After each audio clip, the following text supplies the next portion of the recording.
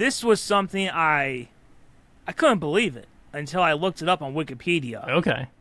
And if you already know about it, I'll be slightly disappointed that I couldn't shock you with this. I'm excited to see. Okay. This is about the Kentucky meat shower. Oh, I think I've heard about this. Okay. Yeah, no, I actually, yeah, I think I have because I remember, I wonder if it was on some other podcast or something. Not that there aren't other podcasts. This is the only one. No, we are the only ones. But I remember just discussion about like if it really happened, basically. Well, we can give our spin, and we'll find out the real explanation. Yeah. Not what the experts try to say. Yeah. All right, so the Kentucky meat shower, it occurred on March 3rd, 1876, for several minutes. A farmer's wife, Mrs. Crouch, was making soap on her porch when she reported seeing a piece of meat fall from the sky. She said she was 40 steps from her house when the meat began to hit the ground. Mrs. Crouch and her husband believed the event was a sign from God. Most of the pieces of meat were approximately 2 by 2 inches. At least one was 4 by 4 inches. The meat appeared to be beef, but according to the first report in Scientific America, 2 men who tasted it, which is they went out and just tasted it. We're just like, you know what? Well, it is meat. Kills us. Judged it to be lamb or deer. Wow. Honestly, one really amazing thing about that right off the bat is that when you started saying the first few lines of that paragraph, every single detail sounds fake. Mrs. Crouch carving soap, meat falling from the sky. Come on, God, guys. Mrs. Crouch. Yeah. Could you have found a more stereotypical farmer lady name? Yeah. One thing I always wondered about this is like, at first I thought it was fake until I looked more into it. I'm just that's not real. There is, there is. I think there is a fair amount of, like consensus that this may have happened. Although sometimes I do wonder if like it was literally just a piece of meat fell from the sky, and then the story became it was raining meat. Well, they have some pieces at a museum. Yeah, that's really quite wild. I forget. Are there some theories out there, or is that what our job is? Well, I could look up the theories. I know one of them. It's pretty disgusting. Like a one of them was like something? it was bird vomit. Like birds. Oh, right. Yeah, like I don't know, like a vulture or something. I don't know. Kentucky. God, what was it called? Kentucky meat shower. Yeah. Yes. Let's look at the incorrect theories. Yeah, so we can give our correct theories. Yeah. Blood rain. What's blood rain?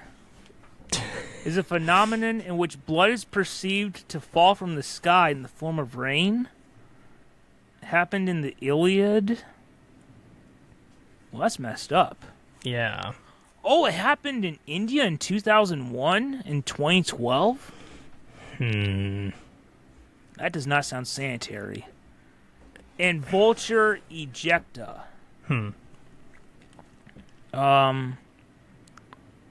Type of meat was never identified.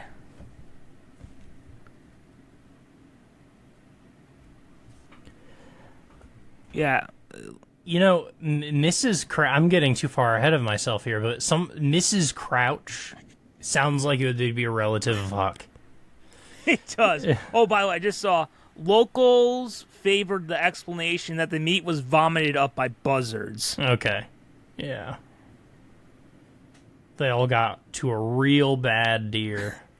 Vultures vomit as part of making a quick escape, and Jesus, and also as a defensive method when threatened. Wow. I mean, look, if I felt like I was going to be threatened, like if that dude you Yeah. talked about who stopped you was just like, hey, can you help me get into this house? I mean, one way to end that conversation right there is Yeah. just stick 2 fingers down your throat and that'll get him to go. The vultures probably saw Mrs. Crouch's knife that she was using to carve the soap and vomited all over and we're like, she's got a knife. That's right. They were probably circling around her because she was so old they thought she was going to drop dead soon. Yeah. And she was just like, I'm going to get you first, you vultures. Yeah. And they were just like, hey, she's got a knife. What do we do?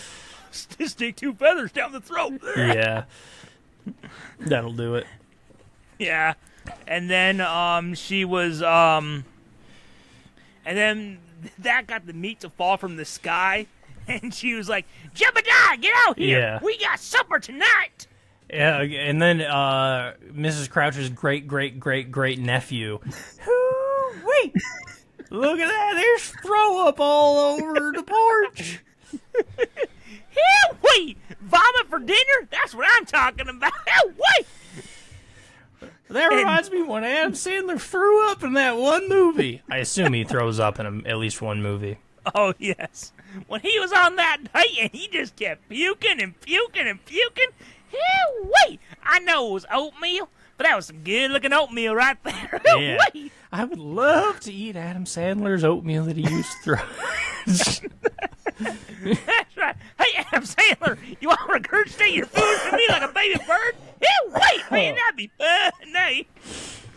Maybe he has like a jar.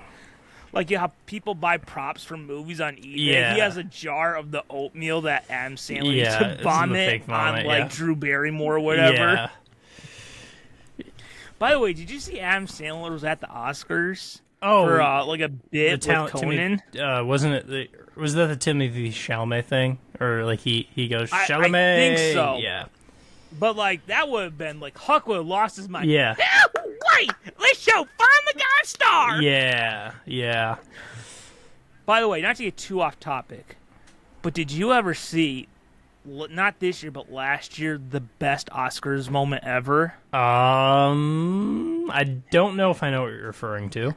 Danny DeVito and Arnold Schwarzenegger came out on stage. Yeah, I remember. Yeah, I remember that. And then, do you know what it was like when I was watching that? Okay, and I was watching it with my sister, and I was just like, and they talked about Batman. I was just like, oh my god, Michael Keaton is there. Michael Keaton is there. Are they gonna cut to him? Are they gonna cut to him? And then they did. Yeah. And then he did his. Yeah, I do remember that. Yeah, that was awesome. It was awesome. And you know what? He specifically brought a different suit from what he normally wore for that bit. Yeah. The one that looked more like Bruce Wayne. Yeah, that's awesome. Yes. Oh, that is the greatest Oscars moment.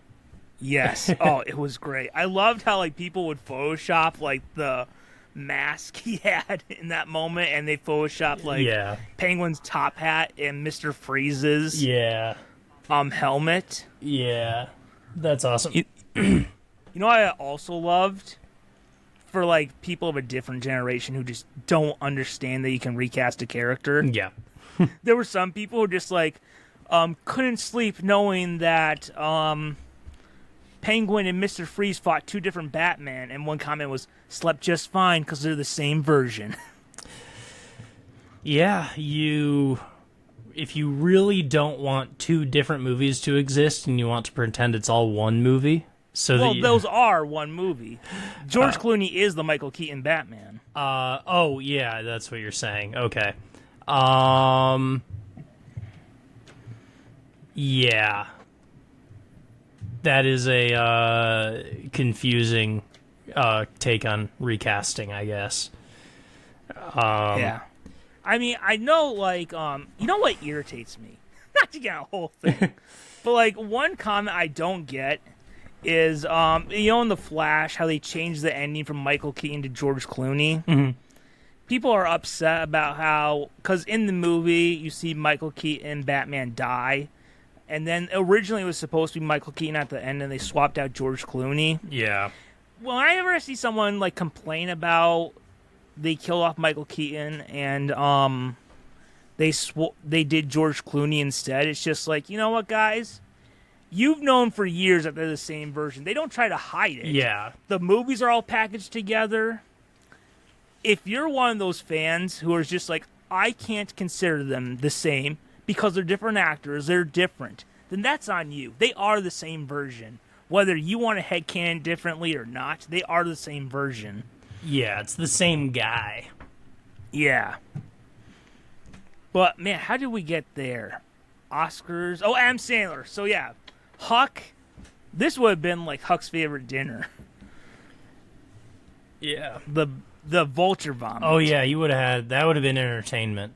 He would have stopped the... he would have stopped the marathon of Adam Sandler and Kevin James movies for just a moment.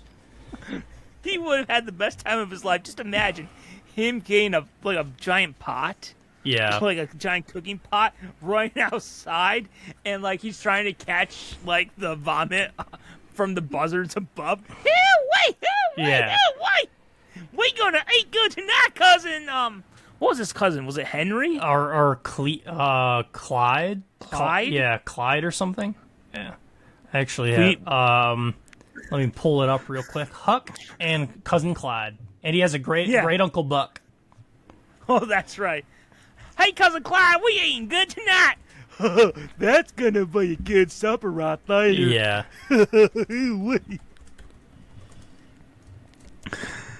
Yeah. So, what was the? Wait, I already forgot. What was the woman's name carving soap? Mrs. Crouch. Crouch. I'm adding that to the Huck canon. Yes, that was. There's some relation. 1876. I don't know how far back.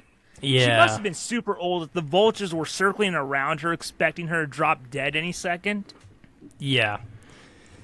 Yep. Yeah, maybe. What if, like, on March 3rd, like, Huck has that as an annual tradition? Like, he will, like. Not that you would know, but are there, like, you know how there's laxatives? Is there medicine that can, like, make someone, like, puke?